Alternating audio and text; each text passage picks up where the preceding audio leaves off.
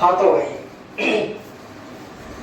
Last lecture में हम जो बात कर रहे थे अपने 34 chapter menstrual cycle in human के बारे में बात कर रहे थे, है ना।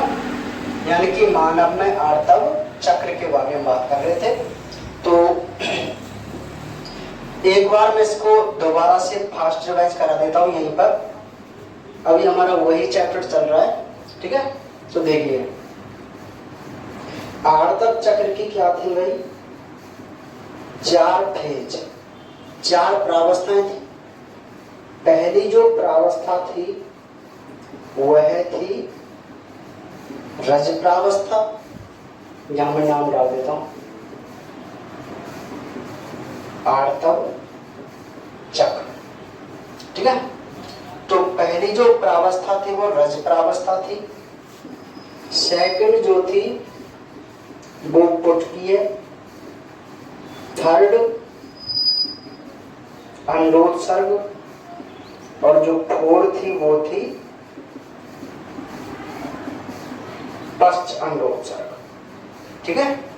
तो ये जो 4 प्रावस्थाएं कल हमने अध्ययन किया था इनका, और आज जो हम इसका अध्ययन कर रहे हैं, क्योंकि इस बार बोर्ड एग्जाम में यहाँ इस टॉपिक से क्वेश्चन बनेगा, इस चैप्टर से, है ना। एक तो 31 चैप्टर और एक 34 चैप्टर, इन दोनों चैप्टरों से 2 नंबर के क्वेश्चन आने की संभावना है, ठीक है। 2 या 3 नंबर का क्वेश्चन जो भी है, क्योंकि 4 चैप्टर 5 नंबर के, तो किसी एक चैप्टर से 2 या 3 नंबर का क्वेश्चन बनेगा।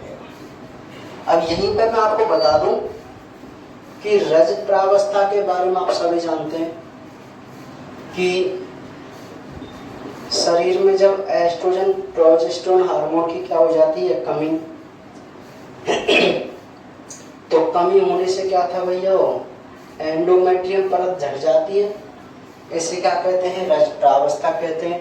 ये कितने दिन की प्रावस्था है, 3 से 5 दिन की, ठीक है। तो ब्लीडिंग हो गई, 3 से 5 दिन ब्लीडिंग होती है। सेकंड क्या थी कि ब्लीडिंग होने के बाद 6 से 13 दिन की पुटकीय प्रावस्था होती है। इस प्रावस्था में क्या था, ग्राफियन पुटिका का निर्माण होता है।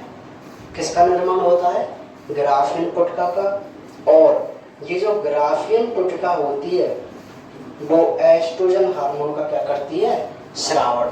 और यह एस्ट्रोजन हार्मोन क्या करता है, एंडोमेट्रियम परत का दोबारा से निर्माण करता है ना। तो ये थी हमारी कौन सी प्रावस्था, पुटकीय। तीसरी क्या थी कि ये जो ग्राफियन पुटिका है वो एलएच हार्मोन के प्रभाव से, ग्राफियन पुटिका, ये ग्राफियन पुटिका है, देख लीजिए, है ना, जो एलएच हार्मोन के प्रभाव से इस द्वितीयक oocyte को अपने अंदर से क्या कर देती है, मुक्त कर देती है। ये क्या है, द्वितीयक oocyte, ठीक है। तो ग्राफियन पुटिका एलएच हार्मोन के प्रभाव से द्वितीयक oocyte को उदर गुहा में मुक्त कर देती है। इस घटना को हम ओवुलेशन कहते हैं, अंडोत्सर्ग कहते हैं, ठीक है। तो ये जो घटना हुई है वो कौन से दिन होती है भैया, वो 14वें दिन होती है। कौन से दिन होती है, 14वें दिन होती है, ठीक है। अच्छा, अब ओवुलेशन हो गया, तो ओवुलेशन जो फेज है उसके बाद आती है पश्च अंडोत्सर्ग, जिसको हम पोस्ट ओवुलेटरी फेज कहते हैं। तो ये पश्च अंडोत्सर्ग क्या है भाई, कि अंडोत्सर्ग होने के बाद भाई ये जो ग्राफियन पुटिका थी इसने द्वितीयक oocyte को बाहर निकाल दिया। तो ओवुलेशन होने के बाद जो ये ग्राफियन पुटिका थी वो एलएच हार्मोन की वजह से ही बदल जाती है, किसमें, कॉर्पस ल्यूटियम। किसमें बदल जाती है, कॉर्पस ल्यूटियम। और ये जो कॉर्पस ल्यूटियम होता है वो कौन से हार्मोन का निर्माण करता है, प्रोजेस्टेरोन का। और ये प्रोजेस्टेरॉन हार्मोन और एस्ट्रोजन हार्मोन दोनों इस एंडोमेट्रियम परत को दोबारा से क्या करते हैं, परिपक्व करते हैं। क्या करते हैं, परिपक्व करते हैं। क्यों? क्योंकि ओवुलेशन हुआ, तो अगर इस समय मैथुन क्रिया हो जाती है, मैथुन को कॉपुलेशन बोलते हैं, कॉपुलेशन इंग्लिश में ना, कॉपुलेशन। तो मैथुन क्रिया अगर हो जाए तो फर्टिलाइजेशन हो जाएगा, फर्टिलाइजेशन हुआ तो एम्ब्रियो बनेगा, और अगर एम्ब्रियो बना तो उस एम्ब्रियो क्या करेगा, एंडोमेट्रियम परत से इम्प्लांट करेगा, रोपण करेगा। ठीक है, तो इसलिए कॉर्पस लूटियम प्रोजेस्टेरॉन हार्मोन का स्रावन करती है, जो एंडोमेट्रियम परत को भ्रूण के आरोपण के लिए तैयार करती है। बात समझ में आई कि नहीं आई? ठीक है, हाँ, तो इतनी बात हो गई भाई। अब नेक्स्ट क्या होता है कि भ्रूण का आरोपण हो गया, इम्प्लांटेशन हो गया। अब यहां वो एक पॉइंट कहता है, वो क्या पॉइंट कहता है कि यदि निषेचन नहीं हुआ, मैं क्या कह रहा हूं कि यदि निषेचन नहीं हुआ, भाई अगर निषेचन नहीं हुआ तो इस एंडोमेट्रियम परत का कोई वर्क है क्या, कोई आवश्यकता है क्या? नहीं है। तो जब निषेचन नहीं होता है ना, तो ये जो कॉर्पस ल्यूटियम होती है, जो प्रोजेस्टेरॉन का स्रावन करती है, वो हो जाती है निष्क्रिय। क्या हो जाती है? निष्क्रिय। और इसके निष्क्रिय होने से कौन से हार्मोन की कमी आएगी शरीर में? एस्ट्रोजन और प्रोजेस्टेरॉन। और जब इन दोनों हार्मोनों की कमी आ गई तो दोबारा से कौन सी प्रावस्था चालू हो जाएगी? रज प्रावस्था। कौन सी प्रावस्था? रज प्रावस्था। बात समझ में आई कि नहीं आई? तो ये चल गया ना एक रज चक्र, मेंस्ट्रुएशन साइकिल चल गया, नहीं चला है ना? तो 28 दिन का ये चक्र था, 3 से 5 दिन का ये, 6 से 13 दिन का सेकंड फेज, 14 दिन की थर्ड फेज और 15 से 28 दिन की पोस्ट ओवुलेटरी फेज। तो ये हमारी 4 प्रावस्थाएं हमने कल पढ़ी थी और आज इनका हमने रिवीजन किया है, क्योंकि ये बहुत ही मुख्य यहाँ पर क्वेश्चन है। ठीक है, अब यहां से कुछ बेसिक क्वेश्चन बनते हैं। अब बेसिक क्वेश्चन क्या बनता है वो मैं आपको यहां पर बता रहा हूं। 2 बेसिक क्वेश्चन हैं, 2। और वो क्या है बेसिक क्वेश्चन? क्योंकि बायोलॉजी में हर एग्जाम में एक बेसिक क्वेश्चन पूछा जाता है। अब आप यही नहीं जानते कि भाई बेसिक क्वेश्चन क्या है। बेसिक क्वेश्चन का मतलब होता है ज्ञान पर आधारित प्रश्न, ज्ञान पर, टॉपिक से रिलेटेड एक ऐसा क्वेश्चन जिसमें हमको दिमाग से सोचना पड़े। जैसे मैं आपको क्वेश्चन बताऊं, एक क्वेश्चन उसने बना दिया कि यदि कॉर्पस ल्यूटियम को निष्क्रिय कर दिया जाए, क्वेश्चन है यदि कॉर्पस ल्यूटियम को निष्क्रिय कर दिया जाए तो कौन सी क्रिया प्रभावित होगी और कैसे?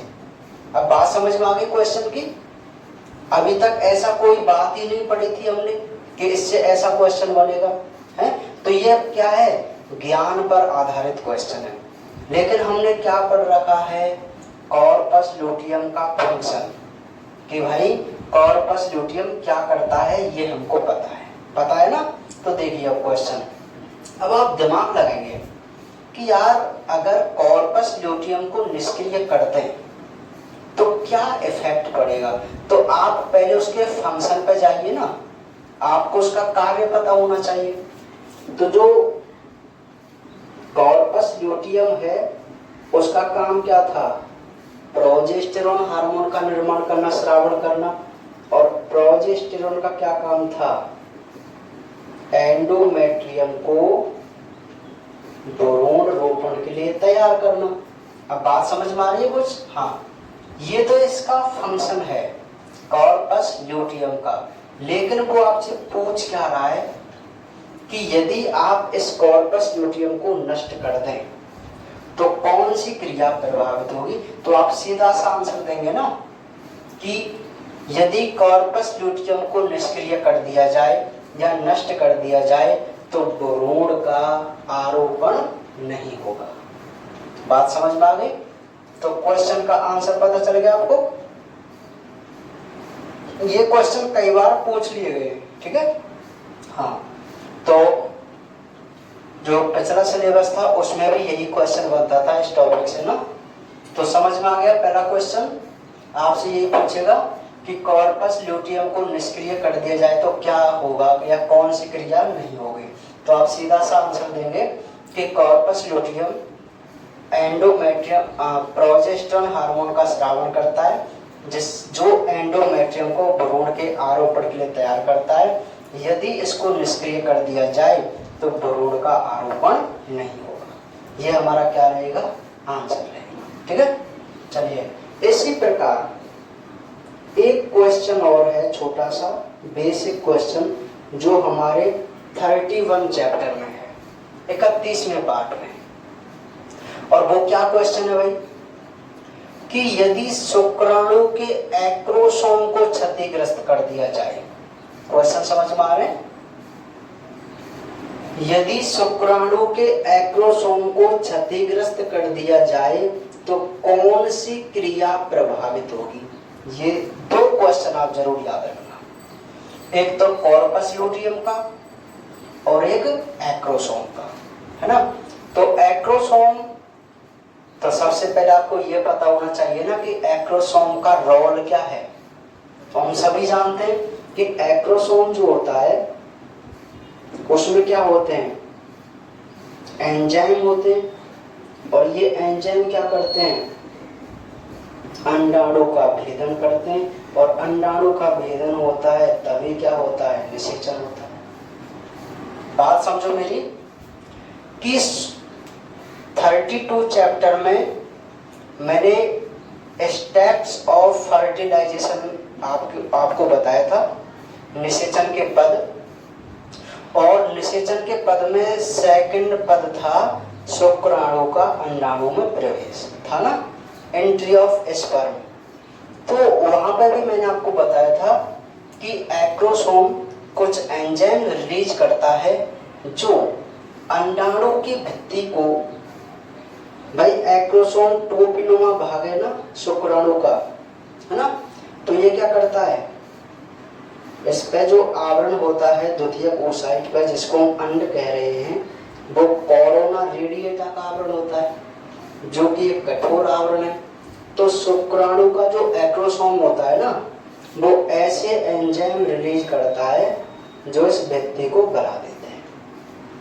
और जैसे ये गल जाती है, हमारा स्पर्म इसके अंदर प्रवेश कर जाता है। और तब कौन सी प्रक्रिया होती है, फर्टिलाइजेशन, निषेचन, ठीक है। तो अब वो आपसे क्वेश्चन कर रहा है कि यदि आप शुक्राणु के एक्रोसोम को क्षतिग्रस्त कर दे तो कौन सी क्रिया प्रभावित होगी। तो आप सीधा सा एक आंसर देंगे क्या, कि यदि शुक्राणु के एक्रोसोम को क्षतिग्रस्त कर दे तो निषेचन नहीं होगा। क्या नहीं होगा, निषेचन नहीं होगा। क्यों नहीं होगा, क्योंकि शुक्राणु में भेदक एंजाइम होते हैं, अंडाणु भेदक एंजाइम होते हैं। और यदि हम इसको नष्ट कर दें तो शुक्राणु अंडाणु में प्रवेश नहीं कर पाएगा, जिससे निषेचन की प्रक्रिया नहीं होगी। बात समझ में आई कि नहीं आई, ठीक है। तो ये दो बेसिक क्वेश्चन आपको यहाँ पता चल गए। एक तो क्या है कि कॉर्पस ल्यूटियम को निष्क्रिय कर दिया जाए तो कौन सी प्रक्रिया प्रभावित होगी। तो हमको पता है भ्रूण का इम्प्लांटेशन नहीं होगा, आरोपण नहीं होगा। और सेकंड क्वेश्चन कि एक्रोसोम को क्षतिग्रस्त कर दिया जाए तो क्या होगा, हमको पता है निषेचन की प्रक्रिया नहीं होगी। तो ये तो आपको दो बेसिक क्वेश्चन में पता चल गया, ठीक है।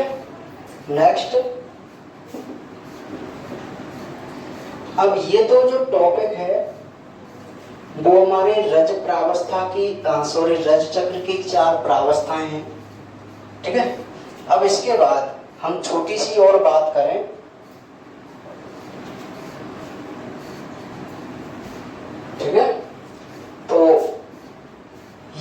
4 प्रावस्थाएं थी, इनको हमने दोबारा से रिवाइज किया था यहाँ पर, और हमने 2 यहाँ पर बेसिक क्वेश्चन देखे। ठीक है, अब जो फर्स्ट पार्ट है हम उसमें केवल इतना ही पढ़ेंगे, क्योंकि जो हमारा सेकंड पार्ट है उसमें हम अपने कंप्लीट करेंगे इस पूरे चैप्टर को। ठीक है, क्योंकि छोटा सा चैप्टर है, अब नया चैप्टर भी आपको स्टार्ट नहीं कर सकते। बात समझ में आ रही है? हाँ, तो इसको फर्स्ट पार्ट को हम इतना ही रहने देते हैं, सेकंड पार्ट में हम आगे बात करते हैं। ठीक है भाई।